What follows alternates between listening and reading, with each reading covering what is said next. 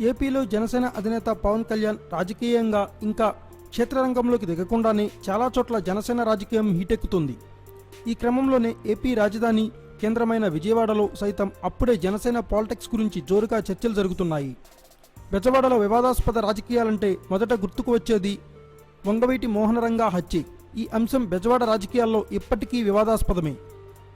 ఆయన వారసుడిగా రాజకీయాల్లోకి వచ్చిన వంగవీటి రాధా కాంగ్రెస్ నుంచి ఓసారి ఎమ్మెల్యేగా గెలిచి ప్రస్తుతం రాజకీయంగా మౌనంగా ఉన్నారు. 2009లో ప్రజారాజ్యం, 2014లో వైసీపీ నుంచి పోటీ చేసి ఓడిపోయిన రాధాకు వైసీపీ అధినేత జగన్ పెద్ద షాక్ ఇచ్చారు. విజయవాడ నగర అధ్యక్షుడిగా ఉన్న రాధాను తప్పించి ఆ ప్లేస్ను మరో మాజీ ఎమ్మెల్యే వెల్లంపల్లి శ్రీనివాస్కు అప్పగించారు. జగన్ రాధాకు అసలు ప్రయారిటీ ఇవ్వటం లేదు. దీంతో ఇప్పుడు వంగవీటి జనసేనలోకి వెళ్లిపోయేందుకు రంగం సిద్ధం చేసుకుంటున్నారన్న గుసగుసలు బెజవాడ పాలిటిక్స్లో వినిపిస్తున్నాయి. వైసీపీ అధినాయకత్వంపై అసంతృప్తితో ఉన్న రాధా పార్టీ మారే ఆలోచనలో ఉన్నట్లు తెలుస్తుంది. ఇక పవన్కు రాధాకు చాలా సన్నిహిత సంబంధాలు ఉన్నాయి.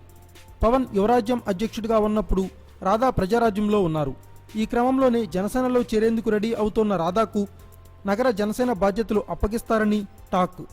ఇక నగరంలో ఆయన కోరుకున్న ఏదో ఒక సీటు సైతం పవన్ ఇచ్చేందుకు సుముఖంగా ఉన్నారట. రాధా జనసేన ఎంట్రీ వార్తలు బెజవాడ పాలిటిక్స్ను హీటెక్కిస్తున్నాయి. Thanks for watching. Please subscribe our channel.